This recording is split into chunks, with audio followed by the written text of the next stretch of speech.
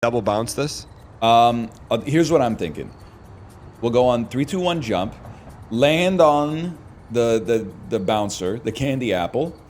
Okay. Bounce once and go. Bounce once and go. So like you bounce, we jump, land, it'll bounce us straight up, I'm assuming. Tank the first bounce straight up, then when you bounce the second time, go to the next one. Okay, do you think we need to hit spacebar when our feet touch the red after we tank? I doubt it. Okay. Let's try. You just tell me. I'm just gonna wait. I'm not moving until you say go. Okay. 3, 2, 1, go. Tank it and then go. Tank it again. Tank it. We're out of sync. I'm gonna try to get us. What's that? What's going on, man? No, we can do it. Why'd you come to my candy apple? Panic. We had a good thing going. Sorry. All right. I'm ready. 3, 2, 1, go. Oh, it pulled me over to yours. Okay, it's okay. We can save.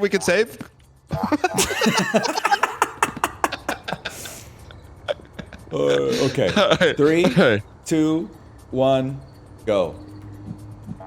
Okay, now go. This we can save this. We can save this. Yeah. Let's just try to get in sync somehow.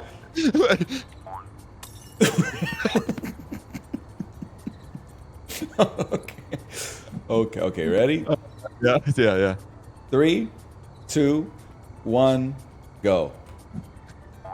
Oh. Sorry, I left early. Early. Wait. Wait. Okay, ready? We'll Okay, go. we're We'll back. go. Wait, what? Why are you coming to my side? When you say go, I'm going. But why are you coming to my side?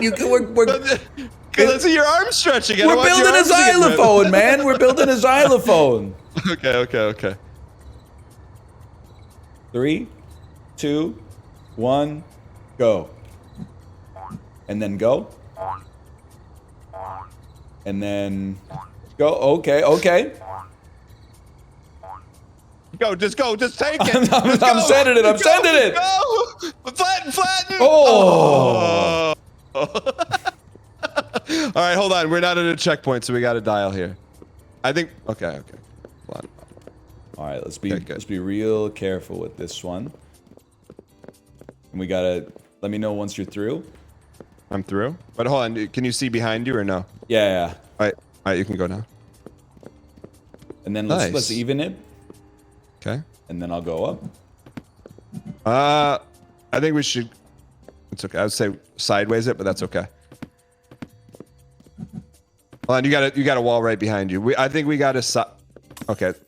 What? What happened? Little nub. Oh, the edge of the stairs? Oh, man.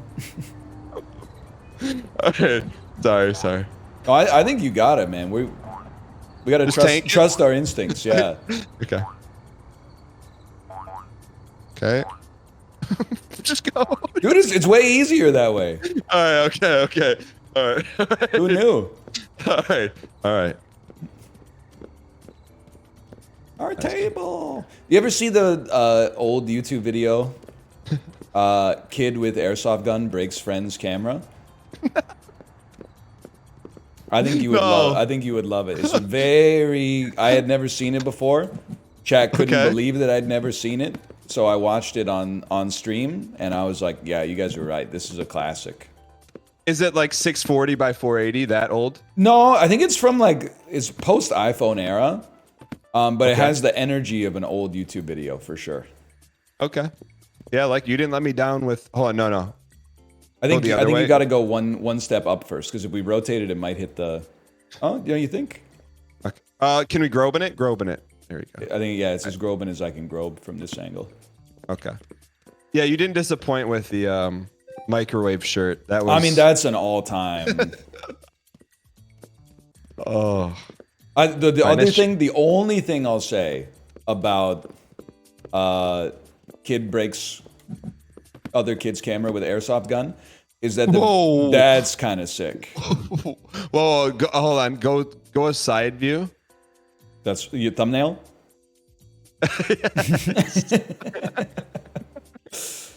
Rennie X, get that one. All right, here we go. How do you like that?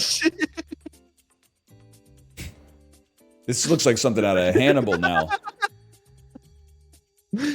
Oh, that looks like billions. unicorn hoofs. All right. The video in total is 26 seconds long, so it's Okay. not like it's a major time investment. Like it's a quick burn. Gotcha. But despite being 26 seconds long, it has like 3 acts. It has a traditional 3-act structure. Okay. Kind of like the Golden Mickeys. Kind of like the Golden Mickeys. You know, the first act is Ensign Benson being reluctant. And then the second act is, you know, when it culminates with Dig a Little Deeper. And then the third act, of course, when Tim Allen shows up and goes, "We're trying to take your entertainment to infinity and beyond." You're doing pretty good, Tim Allen. That's, of course, the tool belt's cinched too tight. What do you... All right, hold on. What do you think Al Borland... Is Al Borland still alive? Yeah, Richard Karn. Yeah, what do you think he's doing nowadays? He was doing the Family Feud for a while. But then, like, he's legit. He lost that to Steve... Yeah, I think he lost... Well, he lost it to John O'Hurley, Elaine's boss from Seinfeld, Mr. Peterman. Okay, that's a good description of him. And then he lost it to Steve Harvey. But I think Richard Karn, as much as I like the character of Al Borland, is an all-time bottom-tier Family Feud host. He's trying to do the small talk and like with a light bit of flirting, but he doesn't have that aura. He doesn't have that sincerity to it. So I think it just makes the interactions awkward, and the contestants don't really know how to like interact. Okay, does he have a beard? Is he still bearding? Yeah. He was doing well, actually, I think he might be clean shaven, but he's got the same hairstyle for sure. I can't picture Al Borland without beard. Are you sure? How sure are you? 58, 42. Okay. Because I could see with the beard and the flannel shirt, I could see the flirting not going over well. But I also just can't like, it's not even that he's like not handsome. It's just like he doesn't have it. It's like he read a guide for like how to flirt, but he doesn't embody the spirit. It's like he's mimicking flirting. He's mimicking rapport, not actually like embodying it. Got it. I see. So, well, I think the problem is I can't picture him in a suit. What is he wearing? A jacket, button-up shirt, slacks, no tie. Eddie Bauer type flannel shirt. Yeah, that does. I can see that. That's like your uncle or something. Yeah. You know, not like smooth. But who was the first Family Feud host? Richard Dawson. See, now he shouldn't have said all of that, but yeah, he had it. He could have said some of the stuff that he said was basically downright sexual harassment. Killed every time, every single. That's the difference between sincerity and mimicry. I think what they should, and this is not to damn Richard Karn. I think they should have just he should have done his own thing.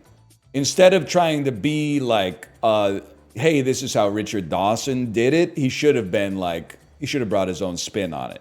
Because Louis Anderson, when he did it, he wasn't going around like grabbing the ladies too close on the shoulder, or the fellas. He was just doing his own top 3 answers on the board, Name something you wouldn't want to see in your chili.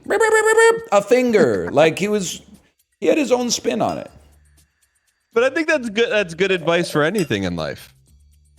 Agreed. And when you're like, 16, you got to like figure it out. Al Borland, though, he was probably like 47 when they gave him the show. Do you think he was thinking that people would just take the home improvement bit and be okay with it? Yeah, I think so. But see, here's the thing. If he was Al Borland hosting, I bet he's still the host. You might be right. Imagine if he had like a contestant named Tim and he hit him with the like, I don't think so, Tim. That would have brought that would have gone like 1998 viral for sure. I have one clip. I'm gonna see if you can guess it. I have one clip of Family Feud in my mind, and you have to put it in a context. It came from like either a TikTok or YouTube short. Do you know what clip I'm thinking of? Naked grandma? No, it's not naked grandma? No, it's Steve Harvey, a dude, and a girl at like the red buzzers. And Steve Harvey's like, "What are you gonna do to distract them?" And she goes, "Woo!" And the guy starts barking, ruff, ruff, ruff. And then Steve Harvey goes, "You're married. Your wife's right behind you. You never saw that clip?" I've never seen that one. Oh no, I think you have. It's probably not appropriate, but anyways, I'll send it to you. Why in chat if you know the clip I'm talking about, and in chat if no. Librarian, pull that up. All right. You ever see the Canadian Family Feud one where they're in sudden death at the buzzer? And Jerry D, he's kind of like our Steve Harvey. He goes, name a food associated with Popeye. And then the lady buzzes in like a millisecond, and she's so confident. She's got a big smile on her face, and she goes, chicken! And she's like shimmying her shoulders when she says it. Yeah. Oh, that's a good one. And she's right? No, I mean, nah, man, it wasn't number one, so it doesn't matter. It has to be number one? Well, for sudden death, there's only one answer on the board. Top one answer on the board. Oh, okay. It was olive oil. No, man, it's spinach. Oh. It's spinach. All right, Oh, okay. I get it. I thought it was the top answer on the board. It was like the thing Popeye loves most. It might still be spinach, man. Do you think Popeye prefers spinach to olive oil? Have you seen Shelley McNeil in the movie? She's killing it. She got a bad rap. Shelley Long. Shelley Long, yeah. That's a great. Have you ever seen that movie? I mean, Shelley Duvall. That's right. Shelley Long is from Cheers, I think. Shelley Long is from Camp Beverly Hills, right? That one, I don't know. I don't know that one. You want to get past this hammer? Yeah. You tell me when. On the next pass, go. What are these words? Bank. Food bank. Food bank. Got banks for everything these days. Why don't you go? I'll push you close to the edge. You jump to the other bank. We'll xylophone to the wipeout. Okay. Okay, ready? 3, 2, 1, go. Okay. What do you mean by xylophone? The way I look at it is imagine that we're a key on a xylophone, and we're stretching across two metal rods that say food on them. I got you. Here's what I'm thinking. So you're coming. You walk back a little bit right? more. Yeah. Okay. Might have pushed you off the edge there, I guess. All right. Oh, you really took charge on that one. I think this was, we just send it. Yeah. Your little Groban. Nice. That's easy mode these days. I think the Family Feud's pretty good. As far as like stuff to watch when you're home. Sorry. Stuff to watch when you're like homesick from school or whatever. I think it's okay. It has to be the easiest game show to win, don't you think? Oh, dude. I mean, Wheel of Fortune is pretty easy. I think that you can sum up the state of like modern society with the fact that if you come third on Jeopardy, you win $0 or like $100, and they don't even pay for your flight and your hotel. I think so. You're probably down like maybe $1,000 just getting there, and then like on Wheel of Fortune, if you come in third, you win all the money that you've accrued. So you could win like $20,000 by coming in last place. I didn't know that. Wait, why is Jeopardy so low budget? They don't fly the contestants because it's a real meritocracy, man. What about the appearance fee? There's got to be you make it up on the show, bro, or don't show up. You don't got confidence in yourself? Don't do the audition. Don't do the quiz. Yeah, but you're giving your name, image, and likeness to Alex Trebek. Well, you know how it goes. What are you gonna do? Play hardball with Sony Pictures Television? You're gonna be like, I want my cut. They'll be like, we got 10,000 nerds waiting in the wings, man. Well, brother, when CBS called Post Traders, that's exactly what I did. Well, yeah, I said, you got some leverage. You get one of those nerds. Yeah, but here's the thing: if you got an 8 billion IQ and you go play Jeopardy, they should pay for that. At least a little, like maybe not just get you there and put you up in like the Best Western. It is kind of crazy they don't pay for your travel. That's kind of insane. Have you? I know you've applied. Have you ever heard back or a casting call or anything? Nothing, man. I think it's because I said I didn't know that Kendrick Lamar's real name was Duckworth, and they said, "Well, this guy is like, he's not like us." When the show not like us, man. Chad, you can give him a +2 for that one. But no, but like you've never got a call back? Never a call or an email. I'm not saying this to be funny. Can you be on it and be Canadian? Oh, they have Canadians like all the time.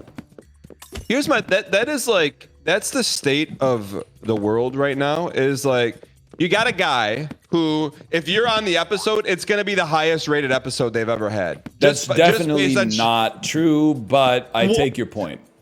Why in chat, if you're in NL's chat, if you would watch the Jeopardy episode that Ryan's on? And yeah, in chat, but I'm pretty sure they had like more viewers for like the Ken Jennings run. No. Okay, hold on. I don't have your chat pulled up. Chad, how many people are watching Ryan right now? It's called 12,000.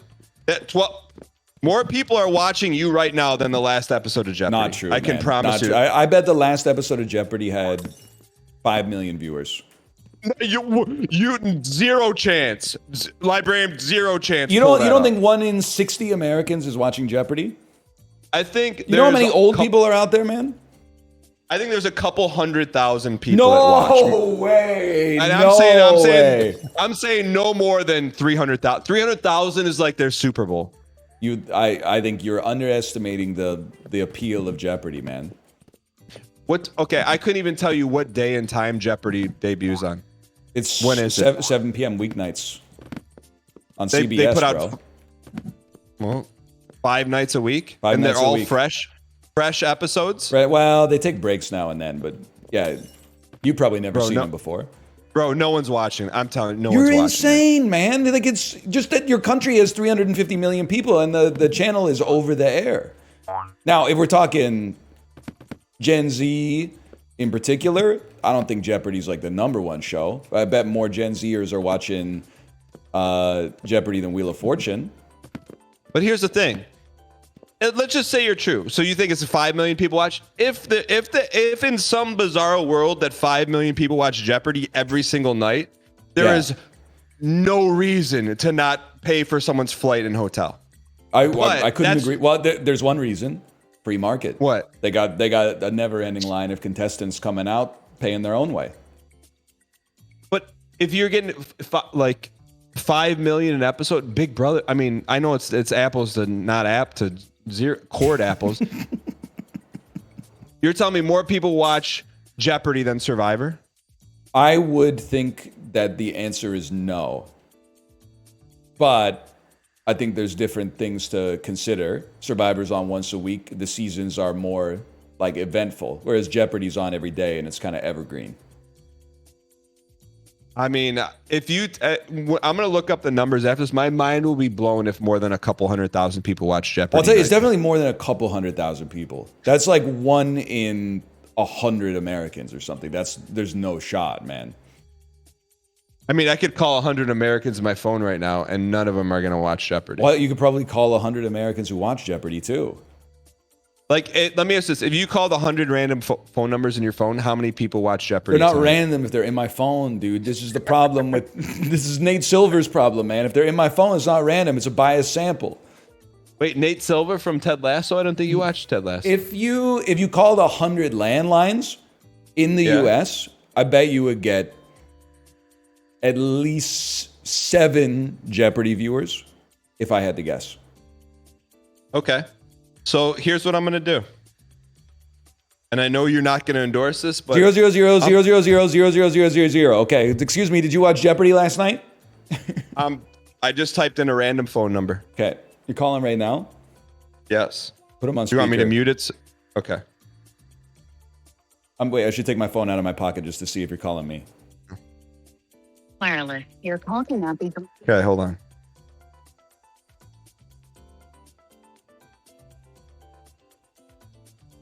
The number you have reached has been disconnected. What?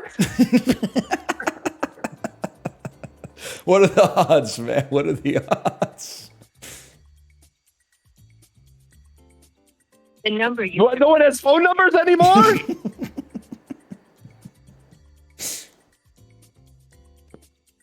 Oh, man. Your call has been forwarded to an automated voice messaging system. That's it. I'm calling someone I know that I haven't talked to in a long time. That's probably safer. All right, here's who I'm gonna call. I went on. Call Jamie Lynn Siegler. Jeez. Oh. Do you want me to? All right, I will. No, I don't think you should. I think in that case, I would recommend texting. No, I'm gonna call her. That's crazy. You told me to call. I'm gonna get in trouble. All right, I won't. So I went on when I was 20, I went on a scholarship vacation to Italy, and I haven't talked to any of those people in 20 years. So I'm gonna call one of them with no context. It's crazy you have them in your phone. And you remember their names. Oh, I don't. Her name's in the phone. Oh, hello. Hey, is Megan there? Yeah, this is. Megan, what's going on? This is Dan Giesling. How are you? Dan, it's so funny. I have you in my phone. I was like, I wonder if this is a butt dial because I would talk to you in so long. I know it's been a long time, but I do have to preface this. But this call is being broadcast in front of like 1,000 people, so I don't want to make you feel awkward. But I just have a random question for you. Real quick, are you doing well? Is life good? I am doing well, I guess. Okay, this is really important, and I just want you to be honest. When is the last time you have watched an episode of Jeopardy? Oh my gosh. No, last night. Probably 20 years. Okay, thank you. Thank you, Megan. I am gonna when I'm not in front of people, I'll call you, but. It's nice to hear your voice, and I'll call you later on. I just can't talk right now. No problem. Sounds good. All right, bye. Bye. Okay, so there's your couple 100,000 people that watch Jeopardy. What's it like to be you, man? What do you mean? You think if I called someone I hadn't talked to in 20 years that would just happen to be in my phone, they would be like, why the hell are you calling me? No, I can't talk right now. Like, what are you talking? You're just calling me randomly on like a Thursday? They pick up with a smile on their face, saying stuff like, I was just thinking about you 20 years later. Bro, some of us are Richard Card and some of us are It doesn't work Richard like Dawson. that in the real world, man. You got something's going on here. No, man. I mean, you just I don't know. I'm not saying you're Richard Karn, but That's aura. You're absolutely right, Chad. That's aura. I don't know. I mean, There wasn't even like an on the pickup either. what do you want me to say, man? I don't know. I just want you to recognize that that's not how it works for most people. Okay. I've never really thought about that, but I will now, because the only way I contextualize that is the same way you can just say that Richard Karn was in these 3 movies during this time and this music was playing in this scene. So I will accept my fact of aura. You want to swap? You want to swap for a minute? You want to try it on? All right, let's get this jump in. All right. Okay, 3, 2, 1, jump. Nice. Okay. This remind you of anything?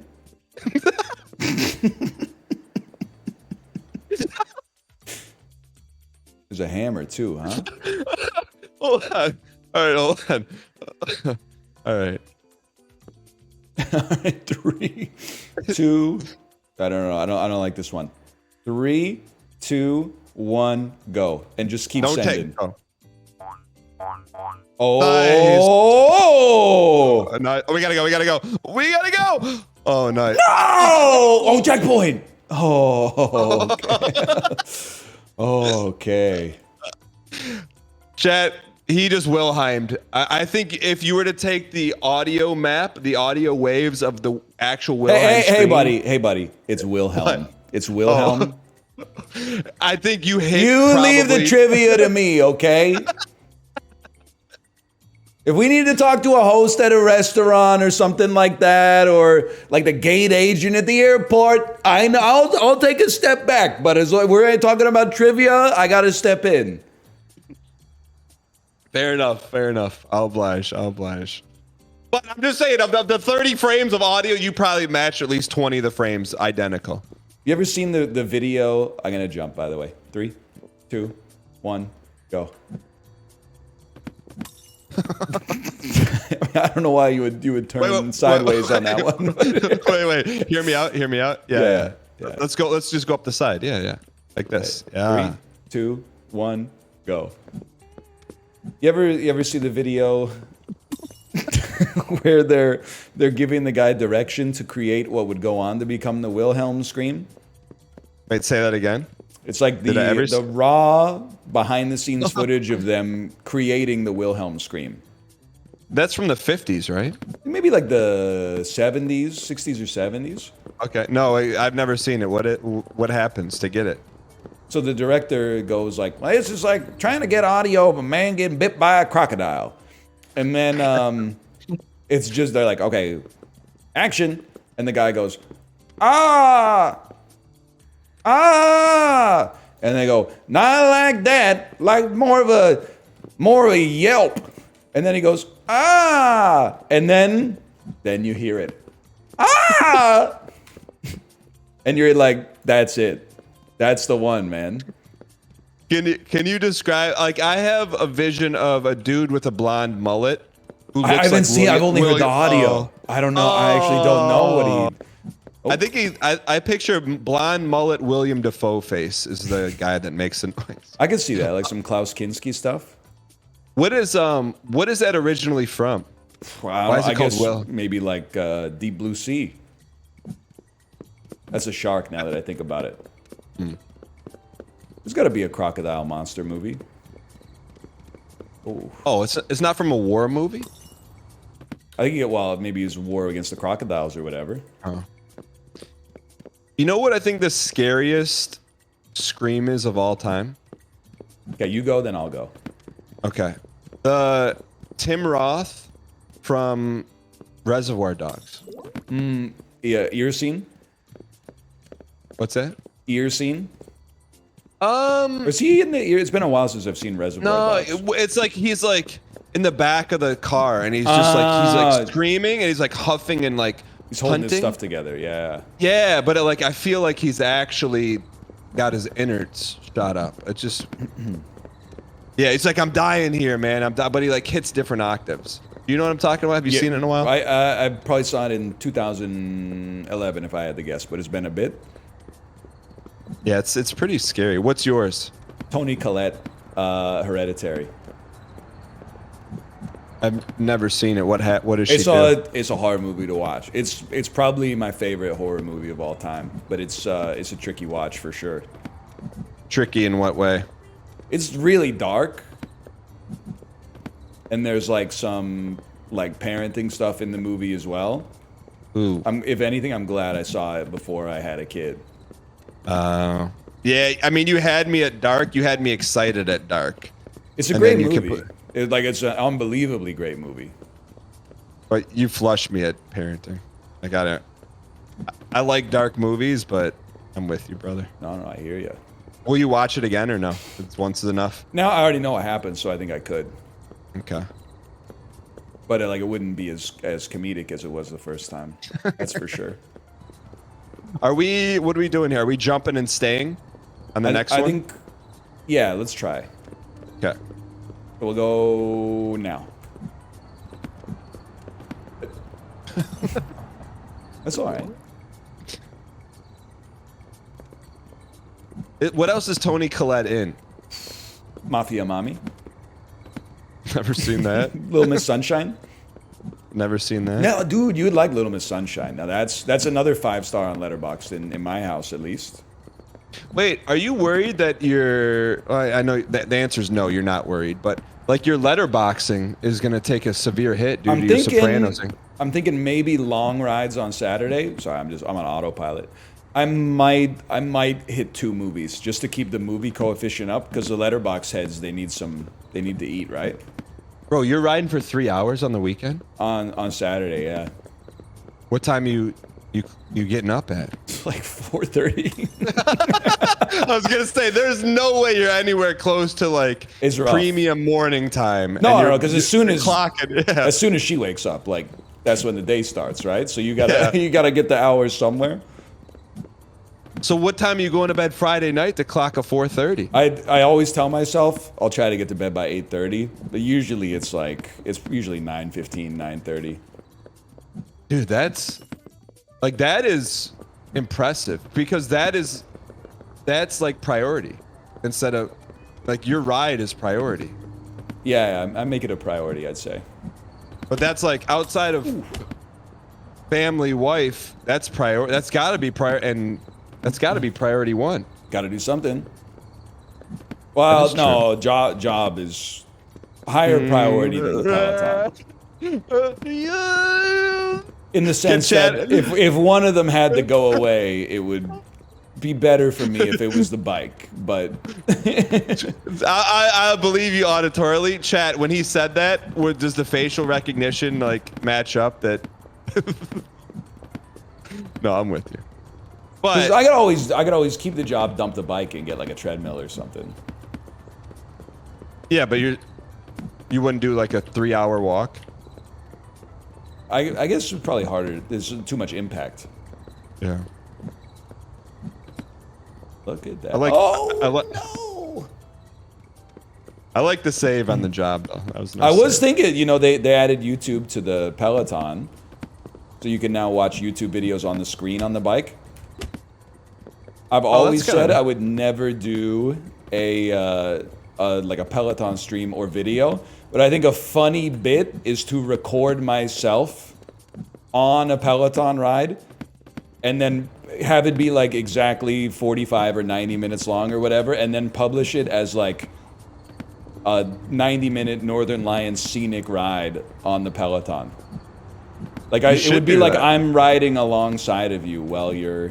Well, I'm riding directly at you. So I could film it from the side, and every couple of minutes I could look over and be like, how you doing? You hanging in there? I mean, you have to do it now. You see this guy? You see this guy with his car? And are you gonna give any like encouraging words, like Ali Love style, or no? Is it just? I'm not a trainer. I'm just riding the bike. Let me ask, I think I know the answer. The answer is no, but I'm gonna ask you anyways. Would you ever go to New York City to ride with your favorite person in the studio? No, not anymore. I might have when I was taking classes in like 2022.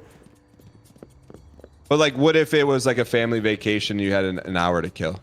I don't do the classes anymore. I feel like I'd be taking up space from someone who could use it. So you don't, you just scenic ride it or you movie ride it? 100% scenic movie on my phone. That's deranged. Why don't you put the movie on the bike? Doesn't have all the apps, man. Doesn't have all the apps. I have an old Peloton iPad hanger if you want it.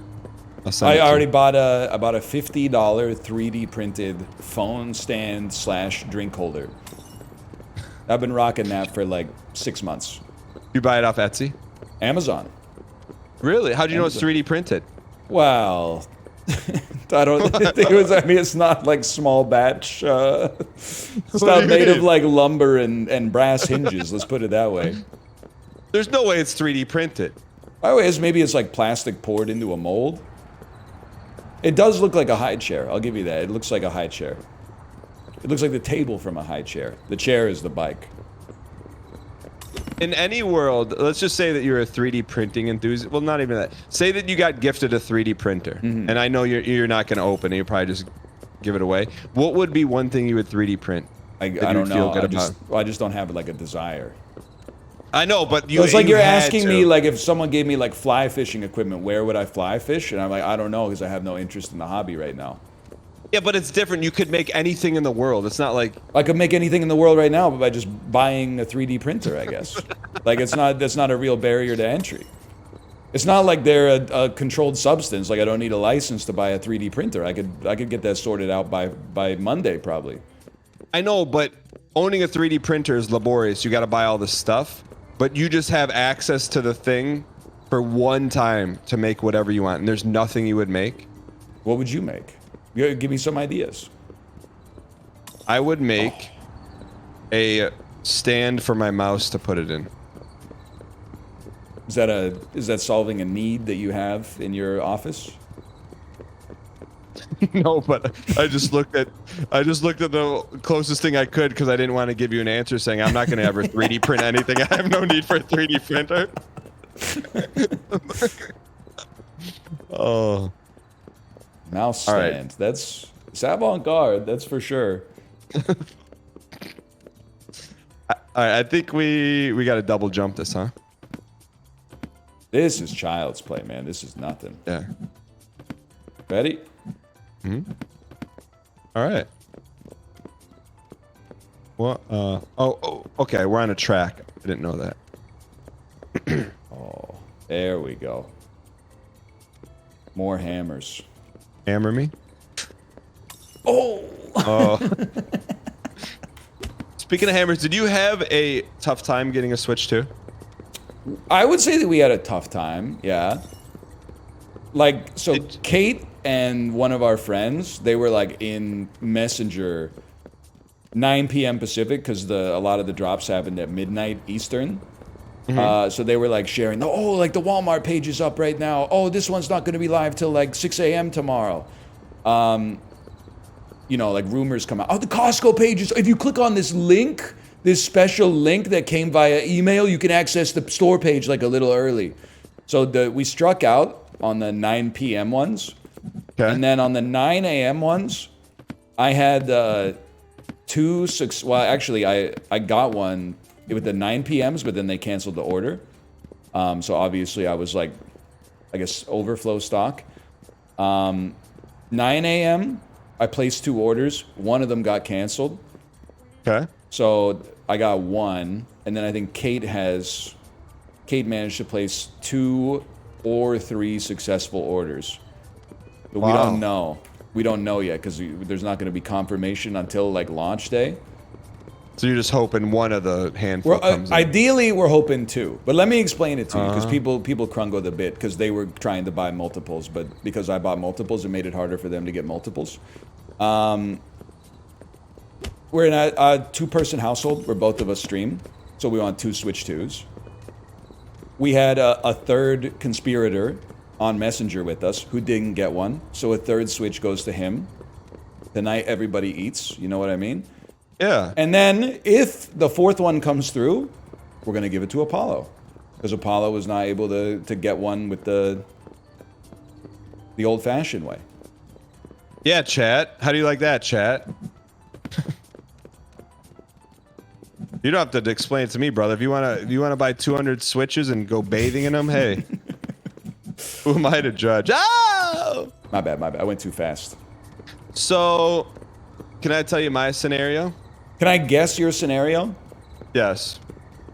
Woke up the morning after the pre-orders had all happened, and everyone was talking about Switch 2, but you weren't aware that they were going to go live for pre-order at that time, and then going to like bestbuy.com and trying to get one, and then being surprised that it said sold out? Well, how did you have to get the websites right too, man? You could have put it said games. How did you know?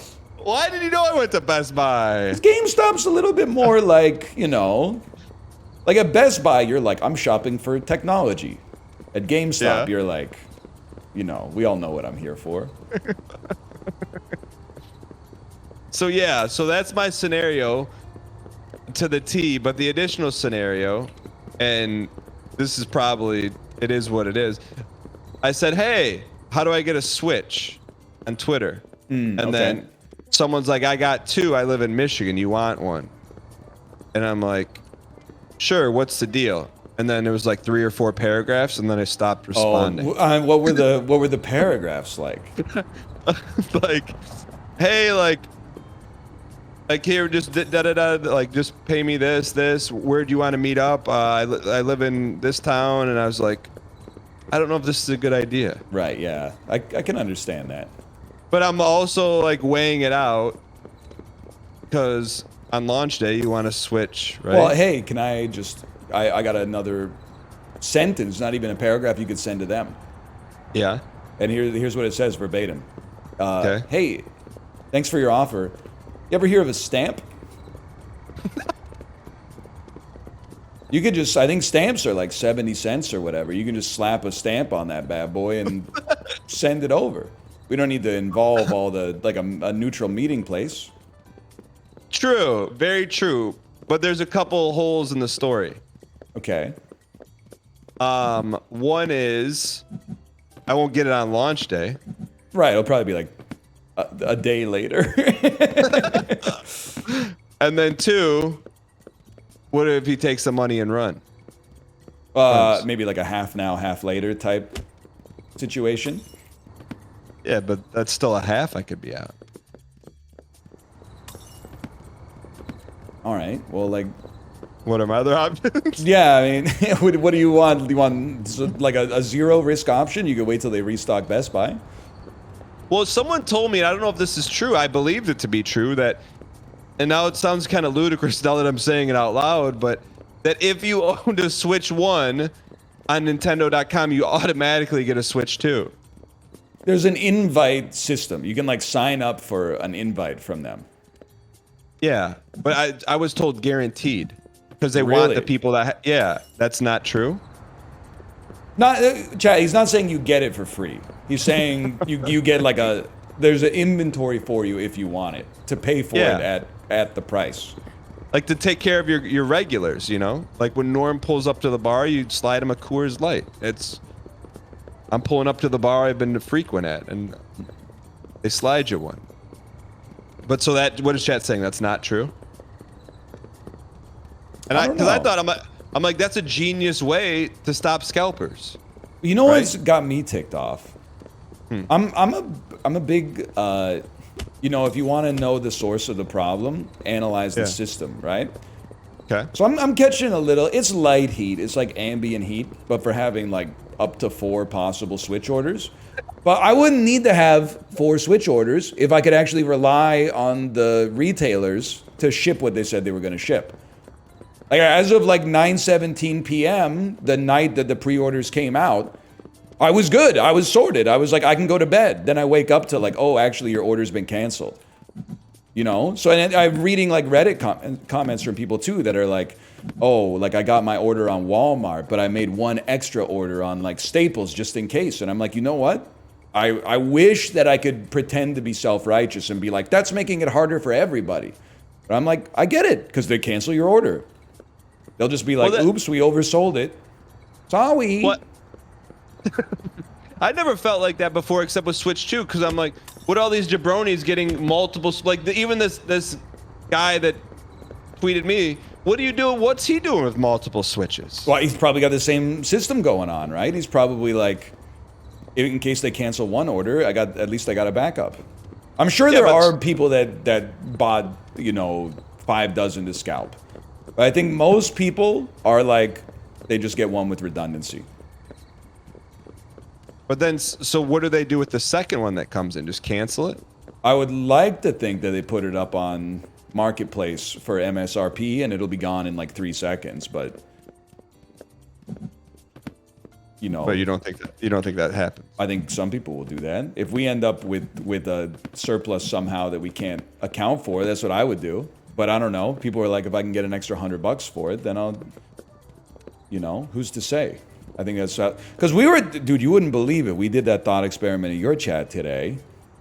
You're at the casino. Your friend gives you $200 to gamble after you bust. You hit 262 on the jackpot. How much do you break them off? You were more noble than you had to be, in my opinion. You said you give him 200 and take the 62. 200,000, yeah, because it's not my money. You're loaning my skill. I think that's you took it further than I think you had to take it, but I think that's nice. What would you do? Well, I would break him off half. But without him, you have 0. Yes. without his bankroll. But we're boys.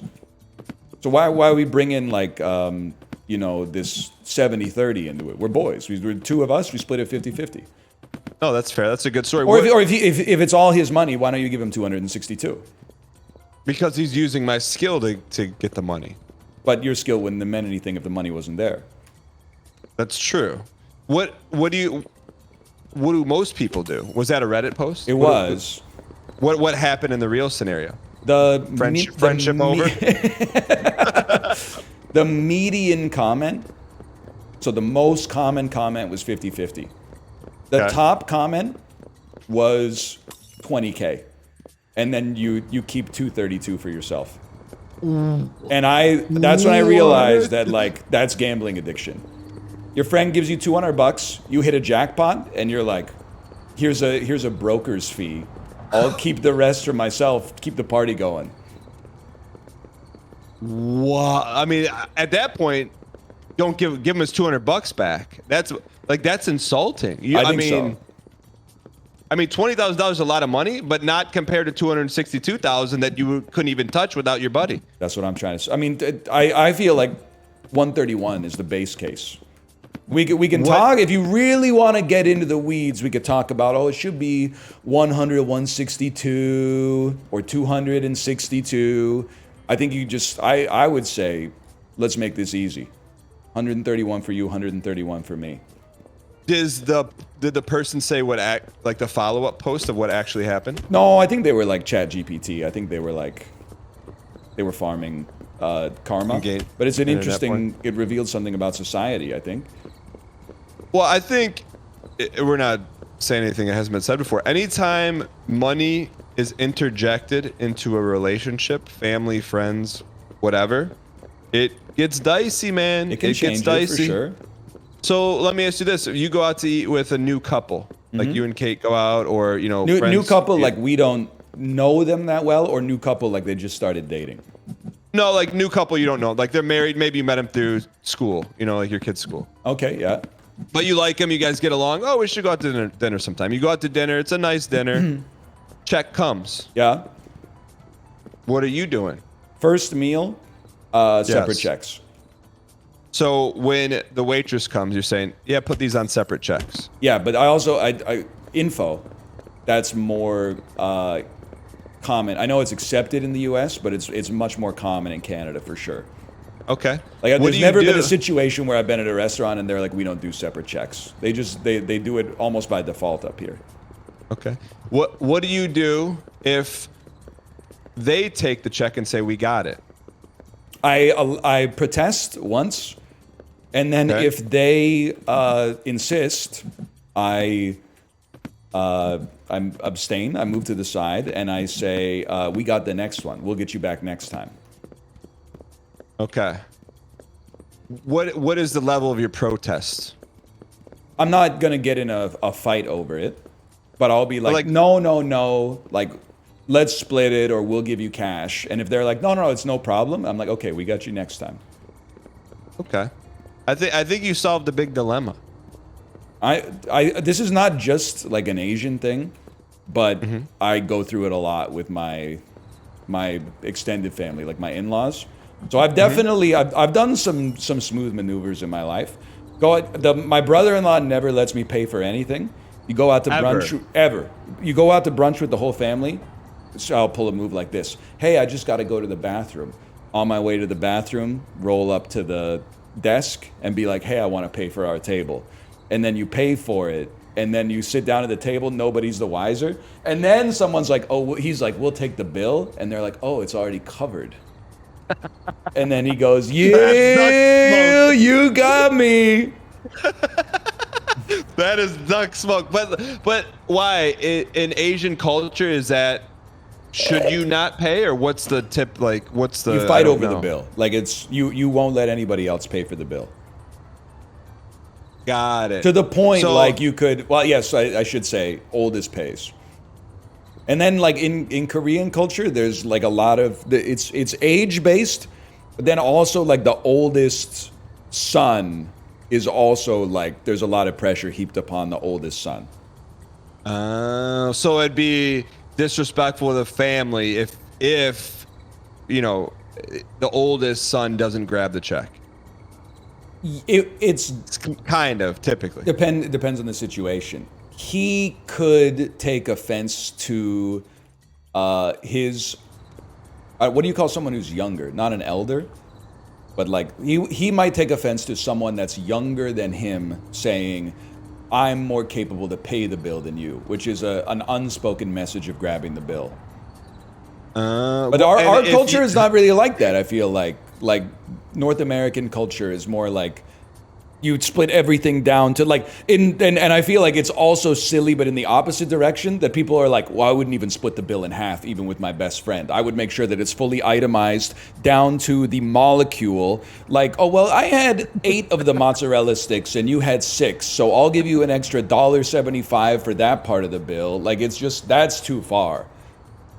So let me ask this: if you were to go out to eat with your family or extended family, and you say, let's split it, is that the worst thing you could do? Yeah. Because that's... The worst thing you could probably do is say, you pay for this. Because then you've given them an obligation, but robbed them of the honor of volunteering. But the other thing would be like, we'll all pay for ourselves. I feel like that would be like, that's the last time we're ever going out to eat together. Okay. And Chad's talking about it. I did see a story online that was like an American guy working in the Netherlands, and he was like, every time I go out to eat with my coworkers, like they make me Venmo them like the exact amount of like whatever I ate on their bill was. And then one time, one of them invited me over for coffee. Had a good time, had a nice conversation. When I got home, there was a 75-cent Venmo request for the cup of coffee that I had from their house. And I don't know if that's real, but that's crazy to me. That's insane. That's wild.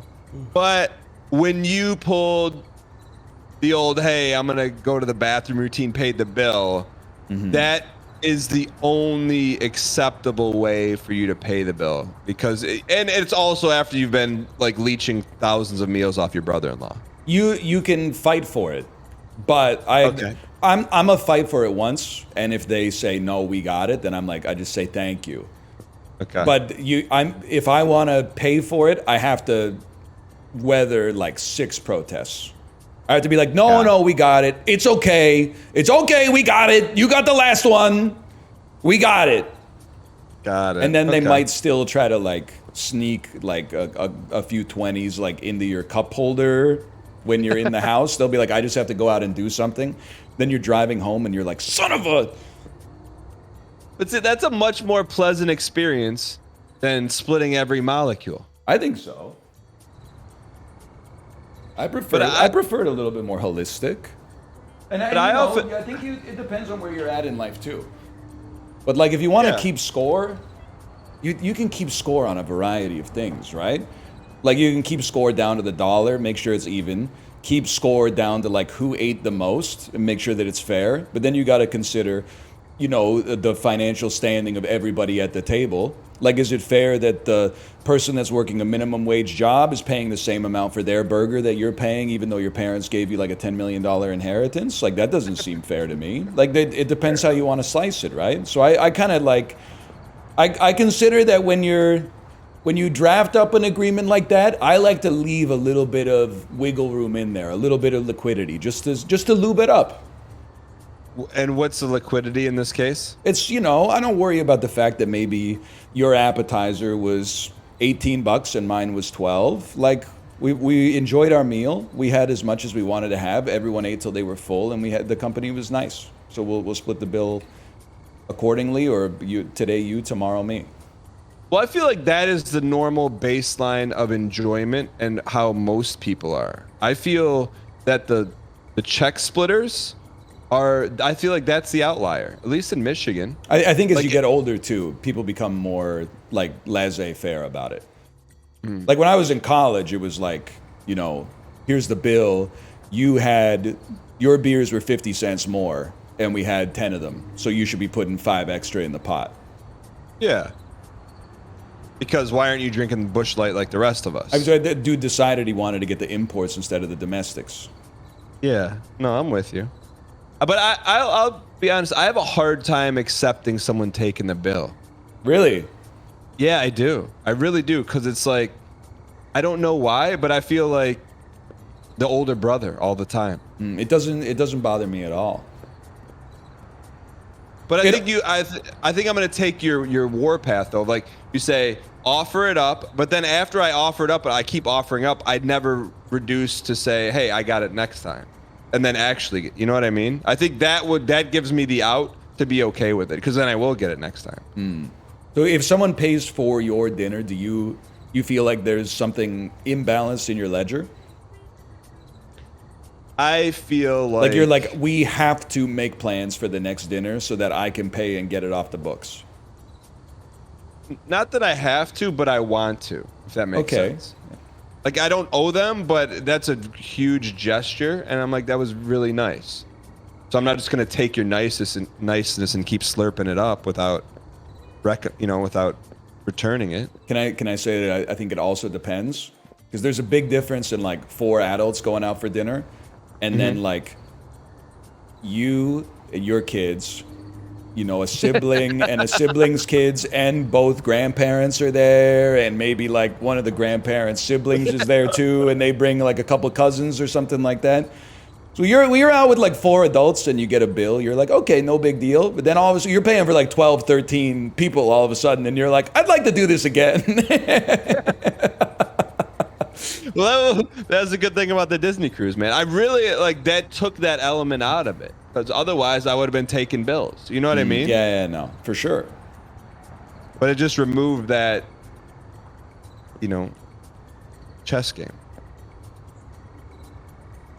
I hear you, man. Want to make this jump? Yeah. 3, 2, 1, jump. But also, there's some people at the table sometimes that want to be splitters. Okay. They like, I can tell in their face they want to split. Right. Okay, I see what you're saying. Well, the people who order the cheapest stuff always want to pay for what they ordered, which I think it makes sense. Yeah. But like the way I would look at that is if I have a rapport with the people that we're eating with, and like what Kate and I ordered, let's say it came to like $50-$60 Canadian, and what they ordered came to like $30 Canadian, I would be like, don't even sweat it, we'll just cover it. You guys ate you split an appetizer and an entree, and then we had an appetizer and 2 entrees. Like, you guys are good, don't even worry about it. I'm with you, because I feel like, and then you suck all of any awkwardness out of the room by making that move, for sure. Yeah, because there's an element of like, it's not that you don't care. It's more like I had a feeling that was gonna happen. But it's more like you're like, there's more important stuff. I don't want to compromise the mood of the dinner by being like, hey, by the way, about that, bruschetta you haven't paid me for yet. And that's a luxury, admittedly, but I just don't want to make it weird. But I do make it weird in the other way. Like, I was at the dad's dinner for our school, and I had to leave a little bit early. I didn't want to wait for the bill, so I was like, can I just cash someone up and you pay for my bill? And I was doing the math in my head, and I was like, I had 1 drink and like a light entree, so it's probably like $25. When you say, can I cash someone up, do they know what that meant? Because I don't know what that means. That would be like you give them cash. Oh, okay. And then they put the bill on their card. Gotcha, okay. So I was like, it probably comes to about $25. I had cash on me. I just gave him 40 because I wanted to send a message that's like, I'm not going to give you exact change plus like no tip, right? It's just kind of like, here's a little float. But now I got like a floating ledger with one of the dads, because he messaged me and he was like, hey, you gave me like way too much cash. And but like the number keeps getting increasingly smaller every time we hang out, because we can't quite hit like the exact target. So I probably overpaid by like $12. And then we like went out for lunch and they covered an appetizer or something, and now like I'm down $6.50 or something. Like it's never gonna get to zero.